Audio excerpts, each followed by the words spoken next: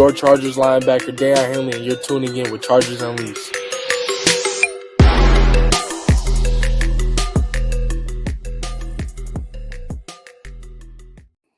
Welcome to another edition of Chargers Unleashed. Jake Hefner and Dan Wolkenstein here with you from the LA Football Network. If this is your first time tuning in the show, make sure to hit that like and subscribe button on YouTube. You can also follow us on Facebook, Twitter, Instagram, Spotify, and Apple Podcasts. Apologies for being a few minutes late, but as it normally is around this time of the year, you get holiday traffic coming home from work. So apologies for the minor delay. But Dan Wolkenstein and I obviously wanted to get together to do a live show to preview this pivotal Thursday night matchup between the Los Angeles Chargers and the Denver Broncos. Lots of playoff implications go hand in hand with this game for both teams coming in. A lot to talk about. Dan, I think we tried our best yesterday to exercise the demons, to get the bad taste out of the mouth of the game that was, or at least in the Chargers' case, was not a game at all for them against the Tampa Bay Buccaneers. But we're past that. It's Wednesday night. Thursday is on the horizon. Are we? Are we past that? You got to flush it. You have to flush it. It's all you got a chance to do. We'll see what ends up happening Thursday night, but you got to flush it in order to go in to get ready to contend with this Denver Broncos team that is going to be much, much better than it was the first time that you ended up playing them earlier in the season. Whew. Yeah, there's some pressure on this one. We'll see if Diamonds or Cole come out of this one. Chargers versus the Broncos Thursday night, primetime, 5:15. Chargers fans, show out, show up. Let's support this team. Storylines galore in this one, but we'll get into all of them. We have some voicemails left over. So when you say we're on to Denver, I'm not sure if we are. Have we flushed it? I don't know if we have. So we'll get to those. Honestly, I forgot that we had those voicemails left over. So that should be entertaining. If you happen to catch the show from yesterday when we played the grip of those voicemails, you can understand why people were in their feelings. Yeah, a little bit. Folks in the chat, you know the drill. Give us a comment, thoughts, questions. We'll do our best to kind of put those in the discussion as we go in, try to weave them in and out as much as we can. Question for you to start this off. What are you expecting from this Chargers team as a response? What is the response that you are expecting from this Chargers team? Let us know in the comments. We'll respond to you. But God, I thought you were asking me. Honestly, look, I didn't have an answer. I don't know if we have an answer. We know there's one that is required. We do know that a response is required. And you heard some less than minced words from the leaders of this team, from Derwin, from Khalil, from Justin, from Jim and company. This is as close to a must-win game, according to them and according to Jake, as you will find from a playoff seeding, morale, season perspective. Response is required. Before we get to all of that, Jake, let's pay the bills, talk about our friends over at BetOnline. Want to remind everybody that BetOnline is the world's most trusted betting platform and your number one source for everything football. BetOnline is every stat, every matchup, and even live odds and spreads to bet on during the games.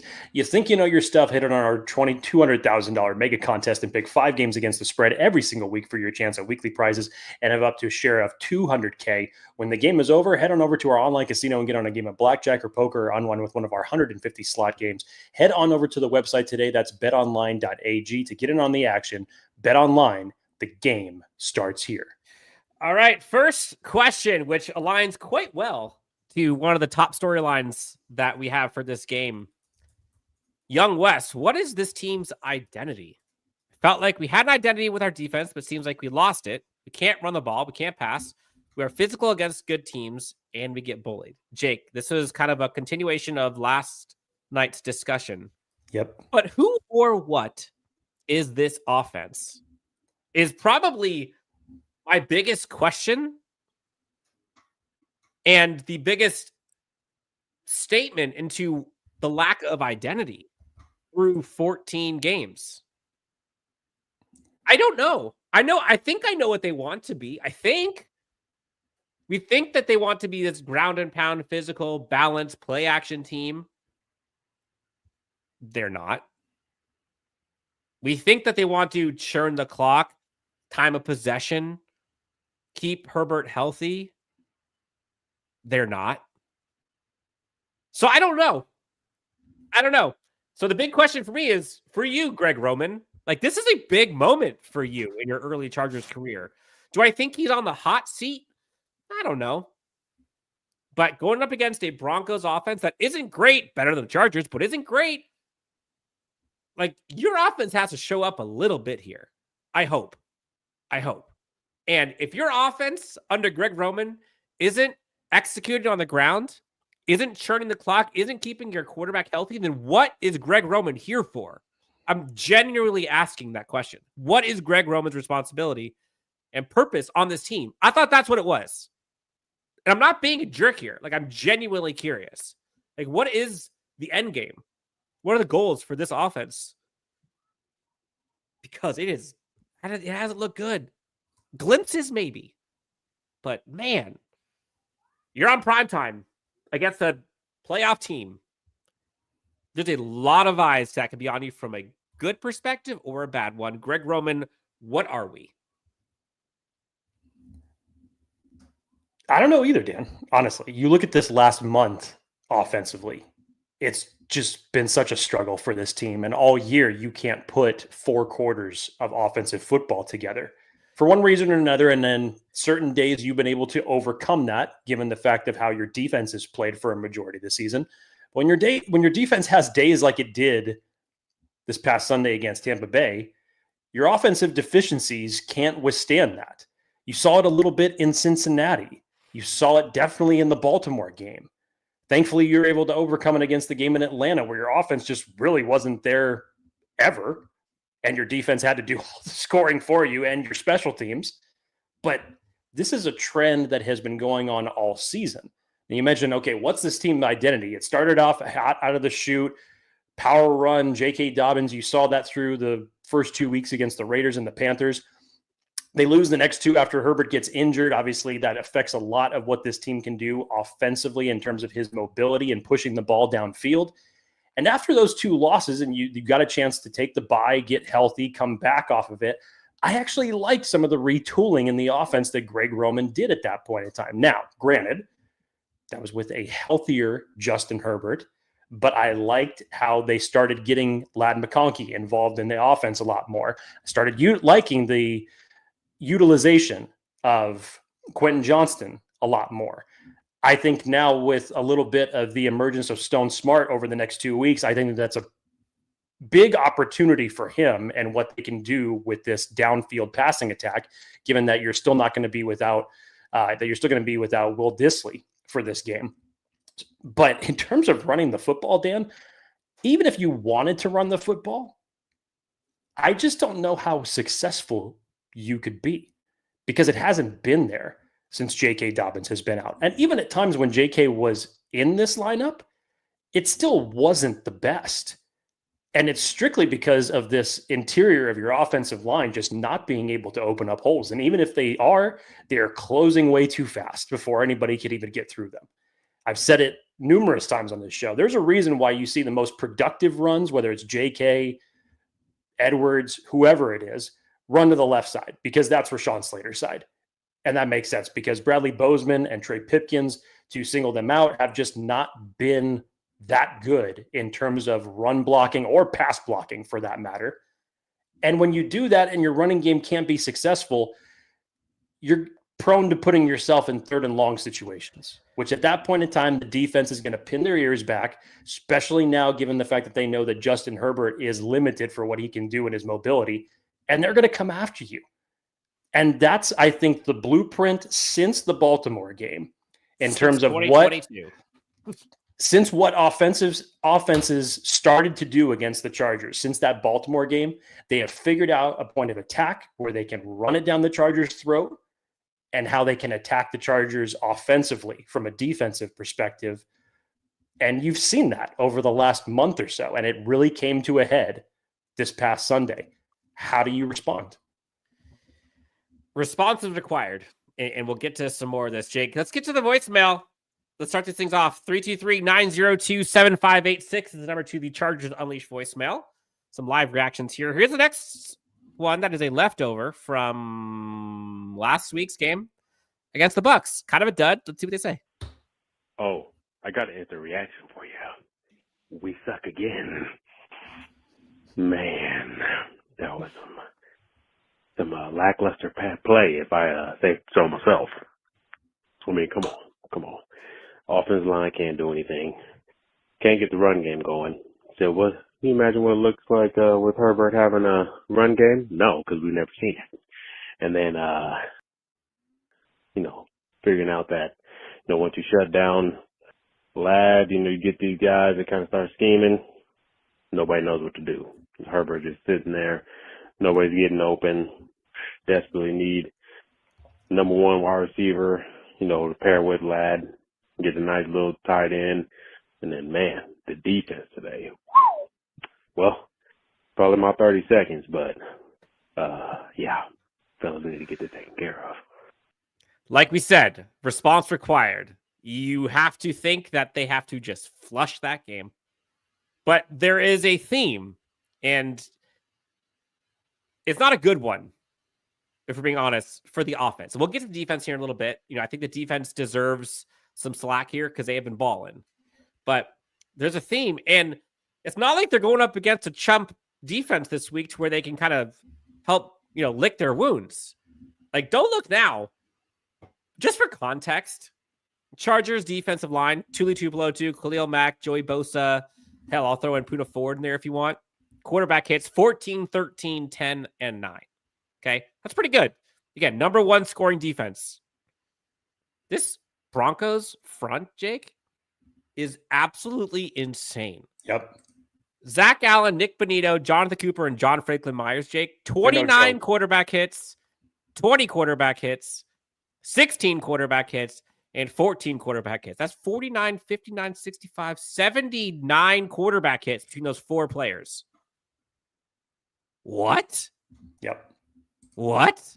Those four players at 79 quarterback hits have almost as much as the entire Chargers team combined. 84 total quarterback hits for the Chargers, 79 for those four guys alone. So if you think that, okay, we made it past the Bucs. No, this is worse. This is worse. This is like DEFCON 3 for this interior defense offensive line for this Chargers team, and Greg Roman, and a hobbled Justin Herbert. You hope that you have reinforcements with Hayden Hurst. I don't know what our expectations are for that. But the overarching question is, what is this offense? And I guarantee you, maybe not literally, but Jim Harbaugh is asking the question. Greg Roman's probably trying to figure it out. You would think that offensive brain trust and coaching staff would be there to help him out. There's a lot of unanswered questions, and some of it is roster. I get it. There's a comment in here, Jake, asking about, let me get to it, Stephen Rutledge. Did you guys see the Kurt Warner analysis of our inept offense? Tailor out concepts. I did. I actually saw this after we got done recording the show from yesterday, that we were talking about this very same thing. If you haven't seen the video, Kurt does a great job of going through about 3 or 4 different plays throughout the game in terms of how the Chargers, and more specifically Greg Roman, are scheming up downfield passing concepts for Herbert. And literally when you get to the end after the play is almost over, he's highlighting where the offensive line is, where the weapons are, and where Herbert has to throw the ball, which is seemingly nowhere. He has to be perfect in any throw that he was to make in any of these situations. It's like Minesweeper. Have you played that game back in the day where you're trying to figure out where the smallest margin is, where you can find out where the solution to this game is? If you boom, boom, bam, there's a mine. Bam, there's a mine. This, it is so infuriating to watch, Jake, because you and I talked about it yesterday. They got to make this easier for Justin Herbert. And they are not making it easy. He's having to play like a freaking stud just to keep them in games in the times he's able to pass it. Otherwise, he's absolutely getting cooked. No thanks to the offensive line or blocking in general or concepts by Greg Roman and company. I can't even... You can say it's roster, I guess, but this Chargers brass chose this. They knew this. And you talk about tip of the spear for the offense is the offensive line. The tip of the spear is not good currently. If we're talking offensive line, Guard, center, guard. Not good. You're out Will Disley, who's your best run blocker. Eric Tomlinson needs work if we're talking about blocking. So, yeah, I saw it. P.S. Thank you, Steven. Appreciate the donation. It's infuriating. Coaching can help mask your weaknesses. That's kind of the point. And I haven't seen that because the weaknesses are glaring. We all see the weaknesses. Like, how does this keep happening? I'm sorry. I took over. I think I railroaded what you were saying. I apologize. No, you're still getting over the emotions from yesterday's show and the frustrations. Get it out, man. This is what it's for.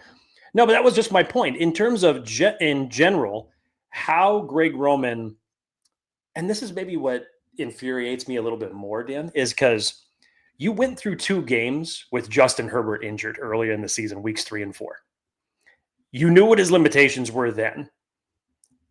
I would have thought in this game specifically, coming off of his fresh ankle injury, and given the fact that if you know Todd Bowles, it's no secret how much he blitzes opposing quarterbacks. I would have figured that you would have schemed something that would be in a similar type of realm of how Tom Brady, Patrick Mahomes, or anybody else negates opposing pass rush when it's just coming at you. Snap, get the ball out quickly. Snap, quick slant route over the middle, get it out of your hands. He shouldn't be holding onto that ball for any more than 2 seconds. Yet, for 3/4 of the game, really, he has him in these drop back scenarios.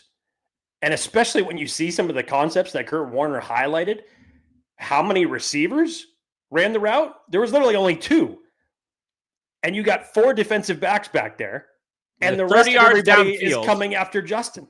And you got Justin hobbling with a 14-step drop, it feels like. And nobody's blocking, which is the biggest aspect of this. Now, look, we said this yesterday.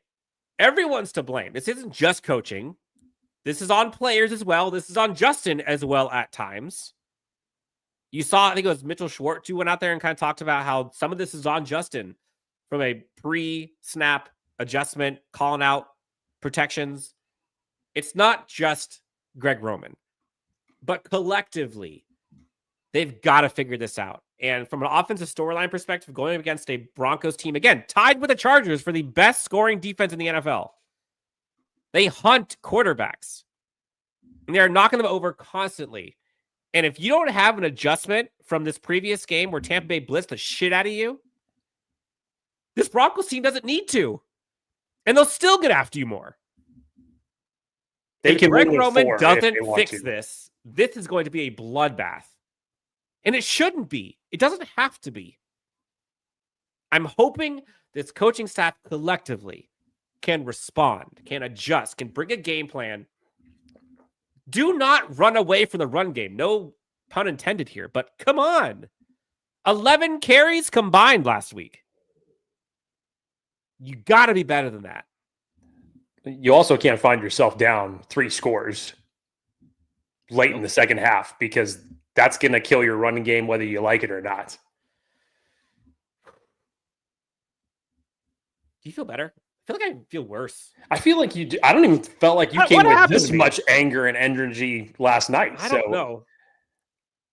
I don't know. Maybe it's getting closer to game time. I'm not sure how it's affecting you, but I feel like you regressed when in reality you should be feeling better.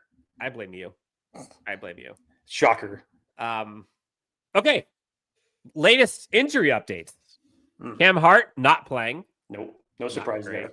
Will Disley not playing. No surprise there. A couple names, reinforcements, we hope will be there. Denzel Perryman, sorely missed last month. Hayden Hurst, BPB, don't know, couldn't tell you. But they could use it, although they may have found someone in Stone Smart. So Hayden Hurst is arguably battling for a roster spot at this point. This Chargers team, they've got to flip a switch. I like what I saw from the receiving core against the Chiefs. That receiving core without Ladd McConkey stepped up.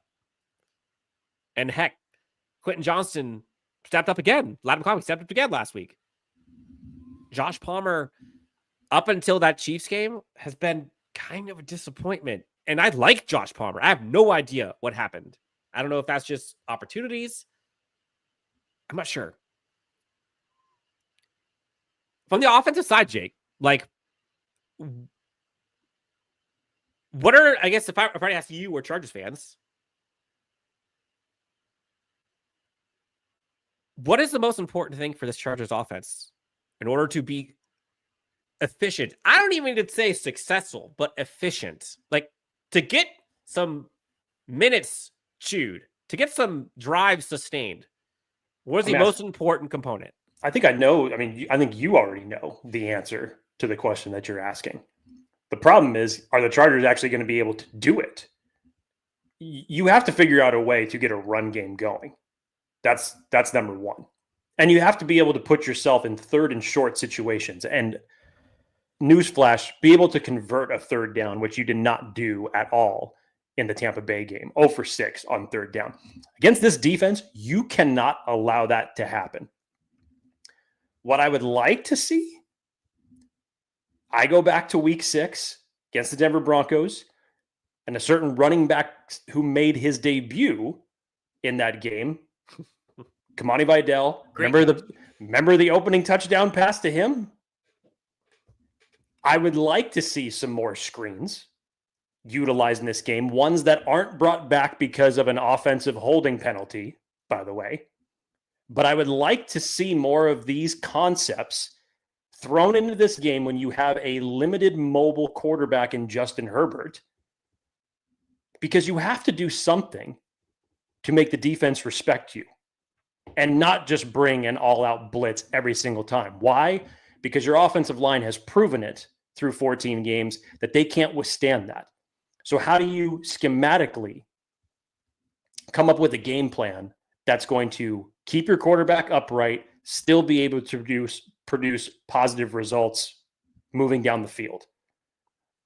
I'm not worried about Ladd McConkey, Quentin Johnston. Those opportunities are going to come, but you have to figure out a way to be balanced as well. Keep the defense guessing.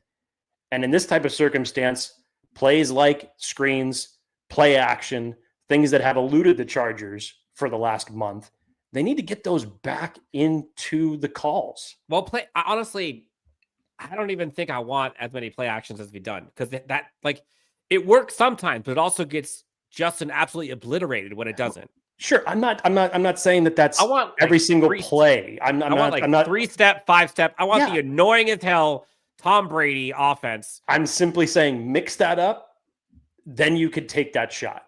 I'm not even saying that Justin Herbert should be running bootlegs or anything to that fashion, but mix it up enough to where you can take that opportunity and that shot downfield if you need to off of a play action.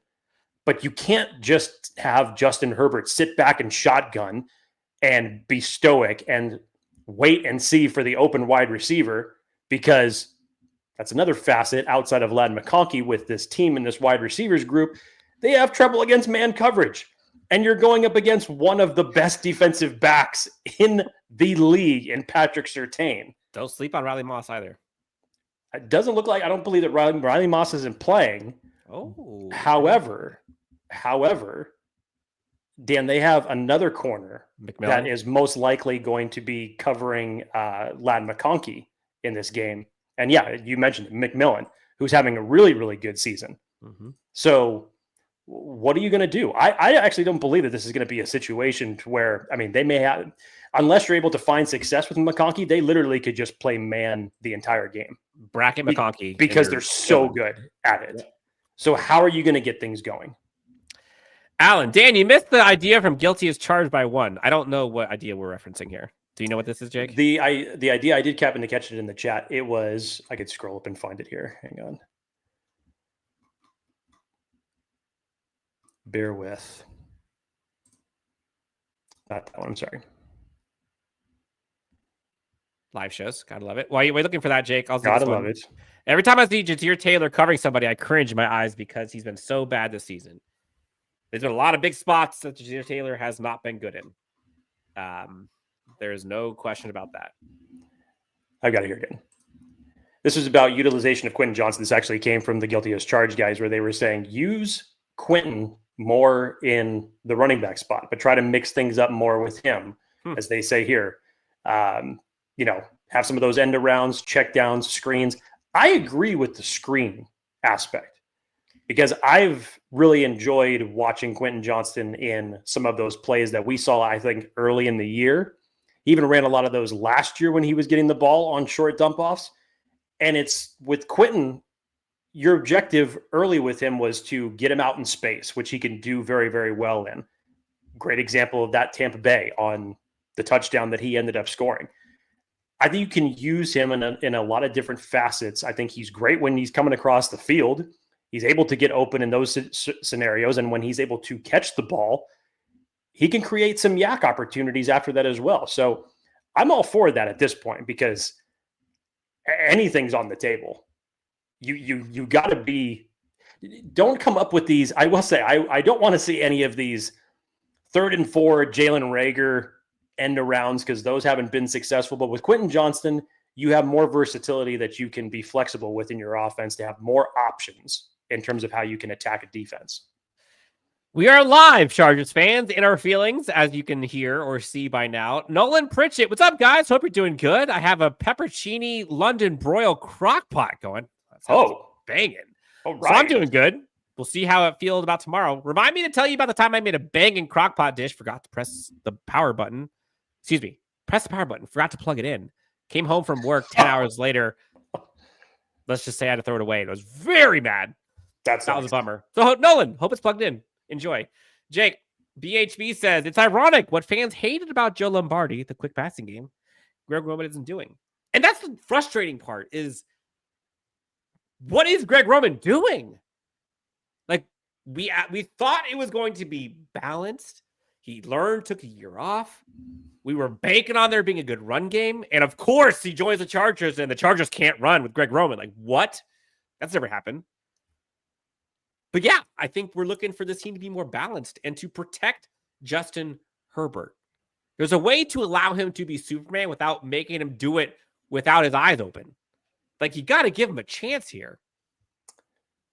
Do you remember I said it during summertime before the season even started? I came out and I said, for even my own expectations, to temper them just a bit because there was going to be some stumbles. There was going to be some mistakes. You know, it's Jim Harbaugh coming back to the NFL after some time away in college. Here's his first year with all of these guys collectively together as a coaching unit. You know, they're going to stumble. They're going to make some mistakes here. But ultimately, I had the confidence that they were going to correct it. As an offensive unit for 14 weeks, it's now gone beyond stumbling. It's happened so much now that you call it a trend.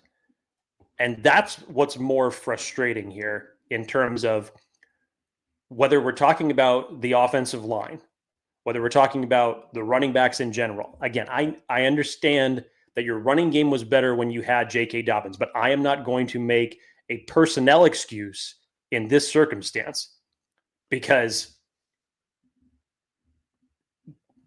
you should be able to find a way to run the ball, but your interior of your offensive line just can't open any holes for anyone right now. I'd rather have Quentin with blockers out in front than Quentin blocking. I'll tell you that much. Sure. So I've seen some quarterback screens where Quentin's whiffing on some blocks and Lad's getting cooked. Other way around, when Quentin's blocked, he goes forward. A lot of folks in the chat here, like, yeah, Quentin's a beast. Get him moving. I think we know what he's good at. Get him in space, uncontested, with the ball in his hands. He'll make folks miss. Go look at the touchdown last week. That should not have been a touchdown. Quentin just made like 3 dudes miss. Push him forward for a touchdown. Now, what that looks like as a running back, I don't know. But give him some like running back-esque looks, sure. Put him out as a running back and do a running back screen. That'd be fun. Cool. Go like dual running backs. Put Kamani on one side, Quentin on the other. Throw to the flats. Sure. I'm down for being creative. Why not? Bigger picture of what I was saying also, Dan, is schematically what's being drawn up from one half to the next. We've seen examples, Kansas City, when this team can't start fast, and then all of a sudden the run game is able to get going late in the second half, but unfortunately it's just not enough. You can't play 2 quarters against the Kansas City Chiefs. You go back to the Cincinnati game, Justin Herbert is on fire, just dealing. Protection is good. Wide receivers are getting separation. He's seeing the field tremendously. And then you sputter for a majority of the third and the fourth quarter and allow Cincinnati to get back into the game until J.K. Dobbins closes the door. It's the scheme for me, Dan. You've had these mistakes that almost end up costing you games, but don't. At what point are you going to learn from them? And again, I go back to it where Sunday, everything just really came to a head because the Chargers didn't play well in all 3 facets of the game. They need to figure out a way to correct it. When it's this bad, when it becomes a trend, it's hard to get out from underneath some of these issues unless something drastically changes. Couple of things here real quick. OBJ, yay or nay for you? No. Oh, I'm gay. Why not? Why not? Wouldn't hurt. Nolan asks, do you think that they try and save Herbert and let the backs run more than 15 times? Please! Please! Can we try this?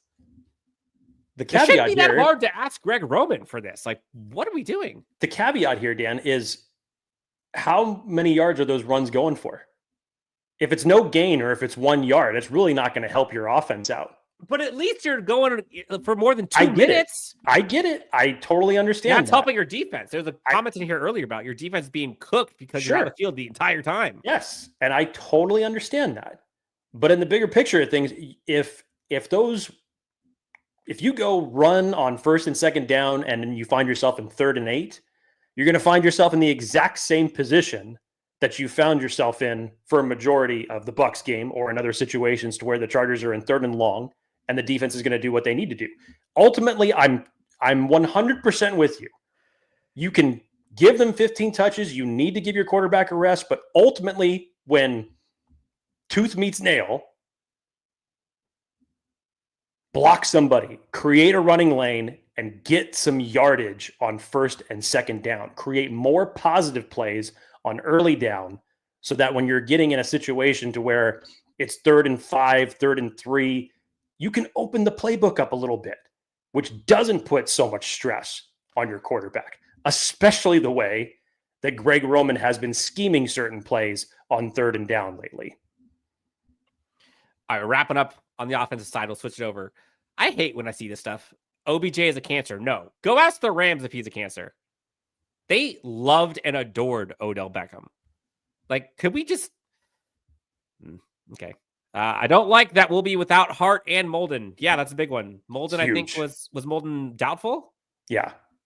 I saw Molden at the tent last week, and then he came back right away, and I was like, oh, no, I think it was right when the Cam Hart injury happened.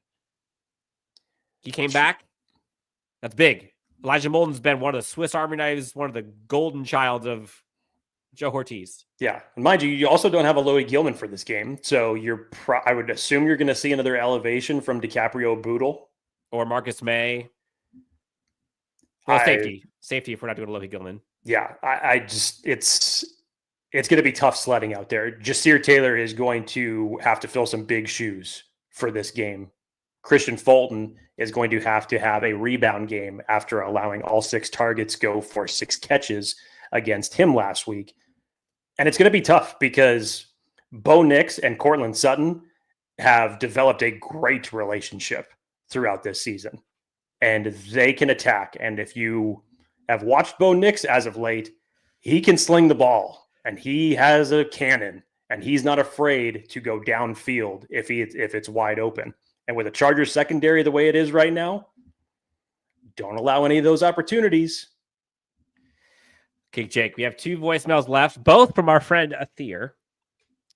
We have an angry one, and we have a questionable one. Which would you like first? Questionable one. Questioning something about this team. Let's get the anger out of the way. Okay. Dan, Jake, This is SEO. I heard all the voicemails. I am out on these fans. We have the most stupid, pathetic fan. Whoa. But that's what he's angry at? In the NFL. Chargers fan are fucking trash. Athir, how are you, my baby? You need a hug? You need to take a breath? It is absolutely embarrassment for what the fuck was been said. Because of a loss, I said before the season started, don't put expectation on this fucking team this year.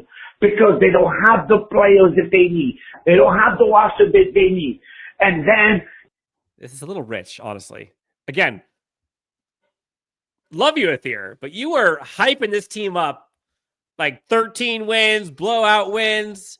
You were hyping this team up and talking all about this. And now that the bottom's fallen off a little bit, there's a little heat in the kitchen. I remember the Baltimore prediction, 35-14. You want to get happy and excited when they win. But when we get our ass kicked, what do? Okay? You stop crying like a fucking bunch of bitches and then calling out all the... Okay. Fear. That's enough. Okay. Let's just respond to this for a second. Whoa. Fear. I think that as it relates to expectations for this team, there should be a lot more praise behind the expectations, considering everything that has changed over a single year. And it's more so the fact that, yes, I hear everybody, and yes, this team needs more, specifically Justin Herbert. It needs better protection, needs some help with the running back unit, definitely needs help with the receiver unit, and all of that's going to come. And I think it's from the standpoint that you take this Chargers team personnel-wise and you put it with any other coach. Does it currently have an 8-6 record? No, it doesn't. It's the fact that they started to win games in spite of their deficiencies. They started to win games that traditionally they wouldn't. Cincinnati being one, Atlanta being another. They were able to find ways to win. Now, does that completely void them of criticism? Absolutely not. Absolutely not. And when you have lost 3 of your last 4, and the offensive inconsistencies that have literally been with this team all season long, especially coming after a tough divisional game against Kansas City, and you give up a 40 burger at home? I'm not going to back that up. Dan and I have shot it straight. We will praise this team when it's there, but we're not going to keep our heads in the clouds. We're still going to be real when criticism is warranted. And in this particular case, it's warranted. Yep. Look, it's warranted, 100%. I understand the sentiment from Athir in being frustrated with fans for basically selling this team after 2 losses. Like I get a little bit. But where Athir misses me is this Chargers team at 8-4, I would say was probably over exceeding expectations a bit. At 8-6, they're probably right on track with what we expected this Chargers front office and coaching staff to be able to do with this roster. Has it looked like we expected it would look? No. Go listen to the last 30 minutes of the show. But there's reasons to be concerned. And not just because, this team should be Super Bowl. That's not, I don't think that's where most of the team's fan base is frustrated. I think it's that, generally speaking, folks see a glaring trend or trends of things that either are not working or possible things that could help fix. And it's just like that easy button is just like locked in key and they're not opening it. Like, give Justin a couple easy buttons here. And then look at the defensive side. Now we'll go to the Chargers defense versus Bo Nix and company. Bo Nix is athletic, man. Remember last game they played against him? Bo Nix surprised some of the Chargers defense a bit. Didn't know they had it in them. Chargers defense, generally, go watch them against scrambling quarterbacks. Go look at Baker Mayfield last week. Oh my gosh. you got this pass rushing duo, hell, quad, that are not living up to it at all. And you can say, sure, they're every down players, and Khalil Mack still helps with the run game. And I get all of that, but they got to be game breakers. That's what they're getting paid for. Go ask Jesse Minter. That's what they're getting paid for. I will say, I'm very excited to see Jesse Minter after he got his ass kicked. Very excited. It's only a one-off if you allow it to be a one-off. Those were his words. Question here, Jake. Big game from Tar Heel still? Somebody's. I would love it. Would love it. Steven says, I'm so sick of people talking about the fan base. Even Mac was embarrassed by how they played. Totally. They're disappointed because we know this team is better than this. 100%. And honestly, I think Aether is projecting a little bit, if we're being honest and want to talk a little psychoanalyst. I think Aether is frustrated with this Chargers team, and he's projecting some of his own frustrations at everybody else. Because Aether has been so excited about this Chargers team. The Chargers fan base has been so excited because of what they looked at 8-4, in spite of the deficiencies. And then they just got trucked. And again, not just coaching, not just players, not just scheme, like everything on all three sides. So I get it. Question from Brian. Who do you want guarding Cameron Sutton, Dan? Well, honestly, I'll be peek behind the curtain. Teams in fantasy playoffs. Courtland Sutton's on my team. So who does my wallet want me to have guard him? Or who? Well, your choices are kind of limited now. So probably Fulton. Just because of the size. Probably because of the size. That's who's going to guard him. You saw Tarheeb on Mike Evans last week. That didn't go too well. So it's probably going to be Fulton or Dean Leonard, honestly. That's another option. I can see Dean as well. Jake, Chargers defense got to step up, man. This front has to get after it, like you saw that Kansas City game. I think you're going to need to.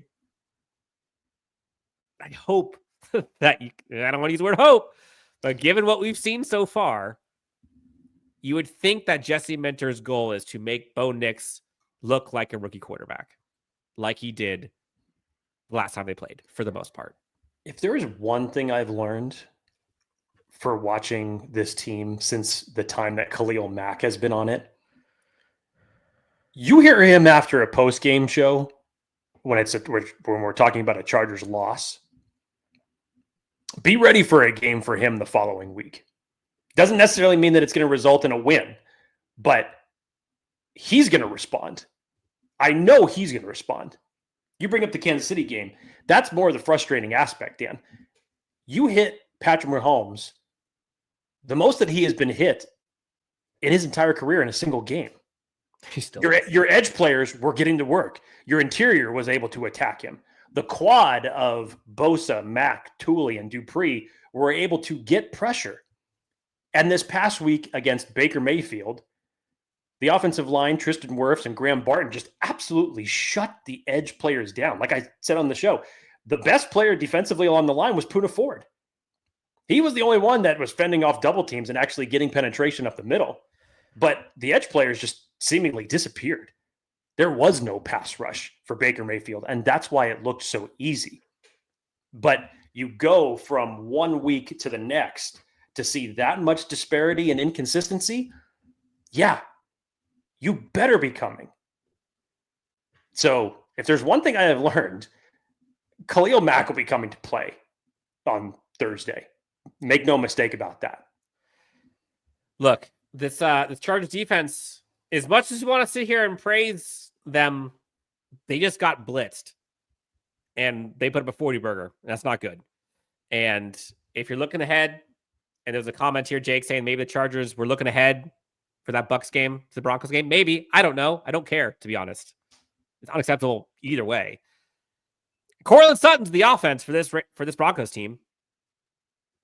He's got more than double the next closest targets. Javonte Williams, a running back, by the way, 53 targets. Courtland Sutton's got a $113.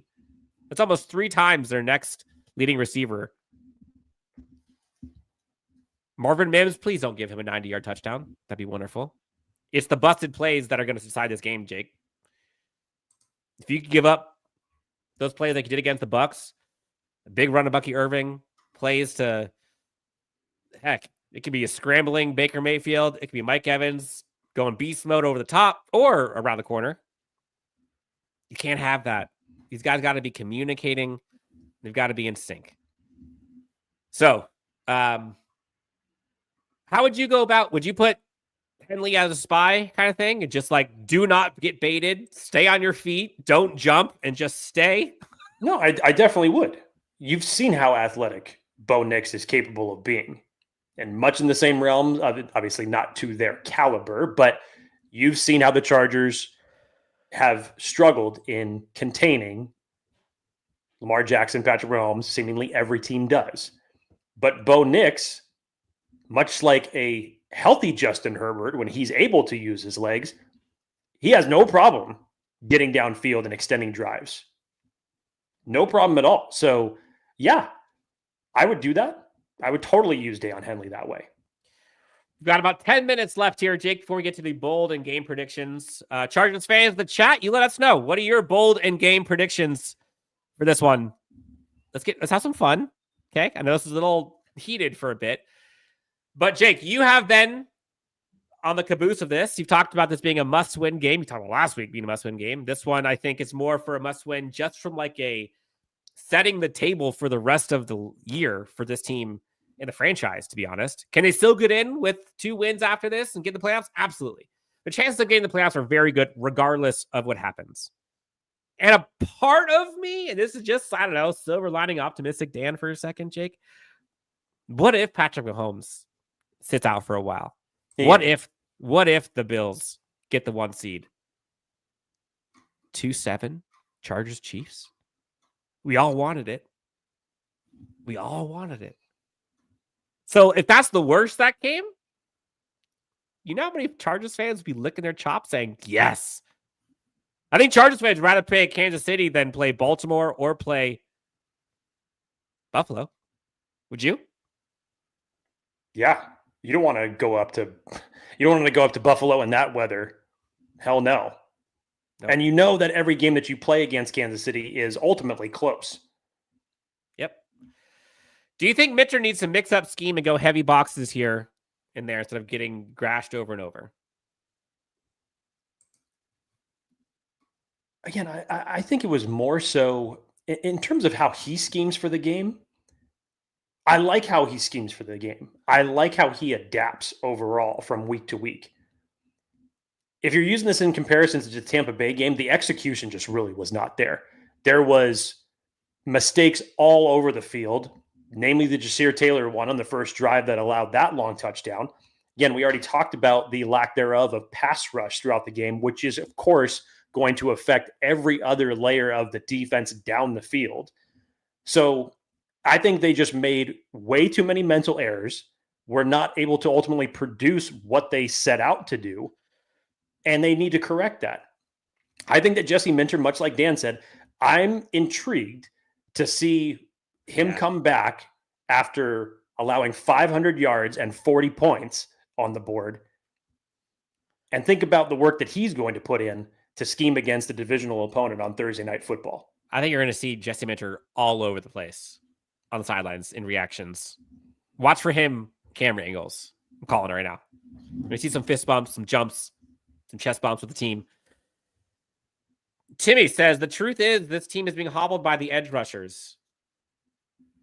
I wouldn't say hobbled by the edge rushers, but I wouldn't say that either. Ability to get to the quarterback and just letting quarterbacks dance around. Whether they need to manufacture pressure with blitzes, simulated blitzes, disguised blitzes, or these guys need to just win more one-on-ones. That's more of the issue. Again, you go back to 2 weeks ago in Kansas City, they were doing their job. Yep. 1 week later, it felt like nobody showed up.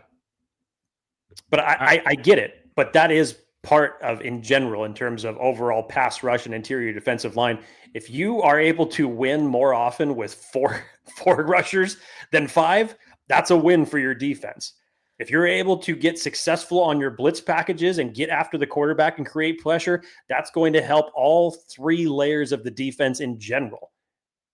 But when you're not there and an offensive line is able to lock you up and own the line of scrimmage, it's going to be a long day, and you're going to see a lot of passes and catches the way that they were against the Tampa Bay Buccaneers game. So I understand the concern. Microcosm, yeah, they didn't show up last week. But this defense, for the most part, has performed well because of guys like Khalil Mack. Thule, I think, has had another good season under his belt. Joey, obviously, has still coming back off of the time that he missed through injury. You'd still like to see those false starts, or those encroachment penalties not be so much that he has put up over the last 3 weeks. But collectively, you just have to be better as a pass rushing unit. And last Sunday, they weren't. Bold game predictions, Jake. We got about 5 minutes left here. Look, I think from a formula perspective, Jake, I think this is don't let the running game beat you because they don't really have one. So it shouldn't be an issue. So don't let it be an issue. Stop the run game and do not let Bo Nix scramble beat you. Everything else, I trust Jesse Minter and the secondary in the scheme to take advantage of opportunities that a rookie quarterback gives you.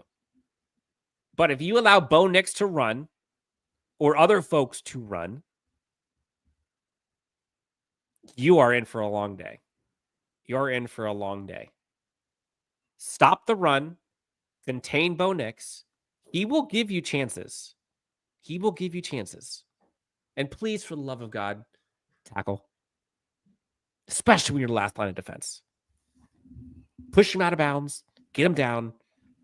That was such a weird fluke thing that we haven't seen for a while. So, bold game predictions. I saw folks say we're going to get 80 yards rushing for the first time since JK went out. I saw 2 passing touchdowns here for a bit. Let's see. What did James say? Bold prediction. Redemption game by Herb. 2 passing red zone touchdowns and 1 rushing. Jake, bold prediction. So your bold prediction was what? Just a mixture? I haven't done it yet. Oh, okay. I thought that was what your bold prediction was. Good. Okay. I'll elaborate on that in a second.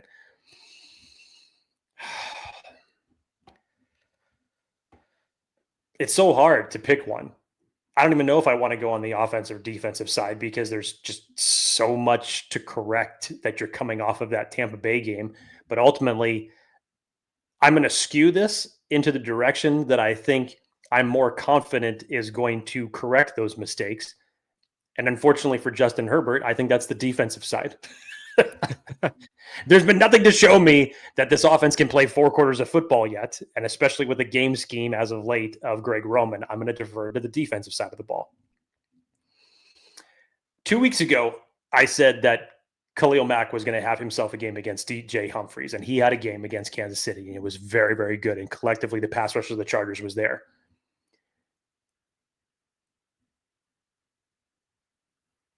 I feel bad given my bold prediction last week because it was Cam Hart, because it was a welcome sight to see him back, come off of that Kansas City game, lay that big hit, and then unfortunately suffered his own injury and the concussion, which was very scary for him. So I'm kind of, believe it or not, Dan, I'm leaning on Deion Henley here to have a monster game. I think getting Denzel Perryman back is honestly one of the less talked about aspects about why this team has suffered the way it has over the last month. I know that we talk about the loss of J.K. Dobbins in the run game, but Denzel Perryman's loss against the run, his absence has been sizable.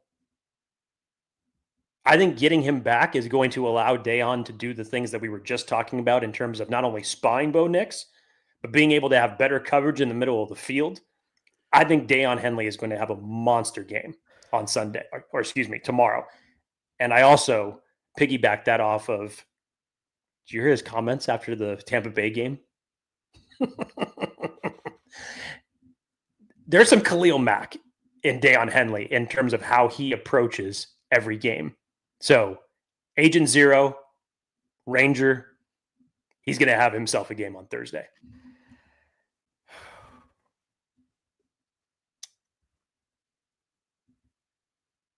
Honestly, and this is one of those like head versus heart moments, Jake. And all the bold predictions I have, everything that comes to mind are not good ones. Nope. They're not.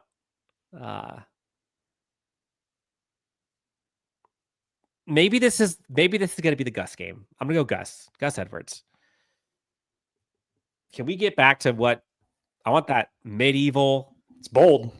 No question about it. This is a reality. Bold. This is bold. That's definitely bold. I want to see like 23 rushes for 86 yards and a touchdown. Like actually stay committed and be effective. 83 yards, 23 carries, touchdown for Gus. Game predictions.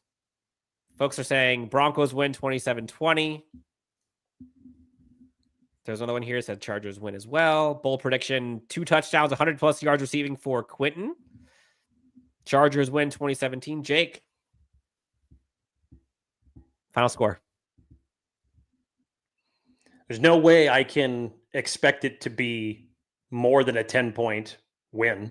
It's going to be close. It's a divisional opponent. It's not week 6 anymore. They're now leading you in the standings, and they have as much in terms of playoff implications riding on this game as you do. I don't care about Bo Nix's last week against the Indianapolis Colts. 3 touchdowns, 3 interceptions, and how that game virtually shifted after Jonathan Taylor dropped the ball before he entered the end zone. I don't care about that because I know it's going to be a different Bo Nix and a different Denver Broncos team that goes up against this Chargers team. The biggest aspect of it is how do they respond? And Dan, you could tell me that the Chargers could jump out to a 27-0 lead at halftime. I could tell you right now, I cannot say with 100% certainty that they would keep that lead to 10 by the time that the game was over. It's going to be close. So I have this as another field goal win for them. Somehow, some way, you're going to have to respond. Your back is now up against the wall, and in my opinion, a must-win game. Yes, it's not mathematically. Derwin said it too.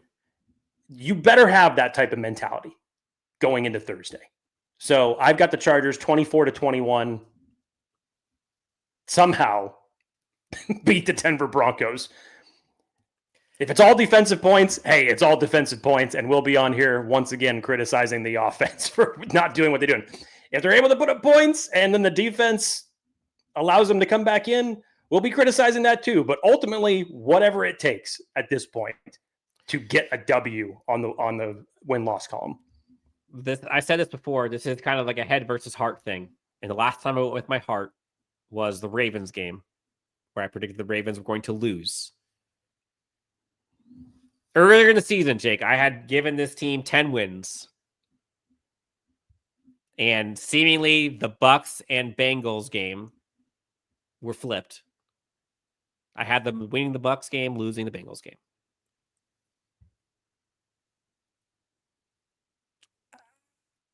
I'm going with my head again. I'm not going with my heart. I think they lose. I think they win the next 2. But I hope I'm wrong. But I'm going with what I've seen. I'm going with reality and what I've seen. And the reality is this offense has not looked good. We can hope and be optimistic that they're going to change, that Greg Roman's going to impose his will, and it's going to be the medieval ground and pound, turn the clock. I hope that's the case. But if I had money on it, I'm not banking on it. And this feels like a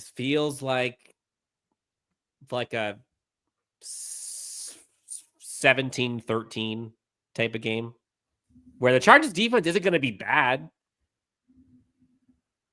So I say they lose 17-13. I hope I'm wrong. I hope Justin runs for 55 yards, 2 touchdowns, throws for 400 yards and 2 touchdowns. I hope. But And it hurts me to say this, but yeah, 17-13, I think this is a loss. Kevin and Dan, you probably also had them beating Arizona but losing to Denver. Yes. Yeah, so they're on schedule. It's going to be disappointing if they do lose, but the season isn't over. Season isn't over. Timmy says 24-10 Chargers. 24-10. I hope they're right. I don't know what this name is, but there is dueling narratives here. Sean Payton wanted the Chargers job, took the Denver's job. We all know what folks think about Sean Payton. Coaching's going to be huge, says Eugene.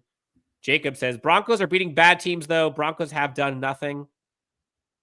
Brian says, Jake, good thing about short weeks and division opponents, they get weird. So maybe we can get weird and win. Let's get weird. Let's get weird. That should be on a bumper sticker sometimes. Jake, we went through a lot of feelings. Bold predictions, game predictions, matchups, offense, defense, coaching, stepping up, response required. Anything else? Before we get out of here. Just figure out a way to win the damn game. Yeah. That's all I got to say. You're not out of the playoffs if you lose this game, but I didn't want to find myself in a position where you have to win the final 2 games of the season and possibly have to rely on some help in the process. Well, no. See, again, hang on. Honest, I know what you're going to tell me. Dolphins, Indianapolis, all that type of junk. I don't care. I'm saying they don't need help right now.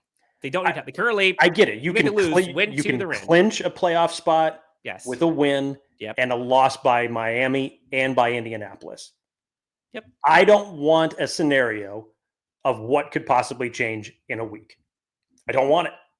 I don't want to be in that type of position. I get it. Hell, I would like to be able to be in a position to where you could rest some of your starters if your playoff situation is locked. Back behind your head. Wonderful. Something that somebody should have done. Don't even say it. Don't say it. We're not saying it. We're not saying it. A couple years ago. Shout out to Mike Williams. We're not saying it. Eugene Jake, Broncos fan, by the way, but I gave a follow because y'all are cool. Let's go, Broncos. Jake, we got one. Appreciate we got one. Kevin says, what Jake is saying is if you lose, you just open up more options and more percentages for other teams. Yes. That's all it is. I want the lack of options. Close the door. Just don't get Justin injured, says Jimmy and Eric. Something we're all praying for. Find a way and bolt up. Come on, Jim, says Sweet Jumps. All right, Jake, I think that's going to do it. Bolt fan, y'all have been the best. We love doing these live shows. Appreciate you tuning in. You can find us all the time on X, Instagram, Facebook, you name it. Give us a like and subscribe if you get a chance. Leave us a review on Apple Podcasts, wherever you find your podcasts. You can find this gentleman to my right at Jake T. Hefner on X, myself at Dan W. Sports. If you haven't done so, join in on the chat. Call the hotline, 323-902-7586. Jake, if the Chargers win this one, we're going to do a kick-ass giveaway. I've been holding on. This is news to me. Awesome giveaway coming. News to me. I had no idea about this. An awesome giveaway coming if we can get this one. So, come on, Chargers, get this victory. We're all crossing fingers by any means necessary. Jim, Jesse, Greg again, Ryan, Joe, Justin, Khalil, Derwin, all of you, by any means necessary, get this W. But until then, appreciate you guys, and we'll talk to you next time on the next Chargers Unleashed. Primetime matchup, Chargers, Broncos, tomorrow, 5:15. We'll talk about it on the next Chargers Unleashed.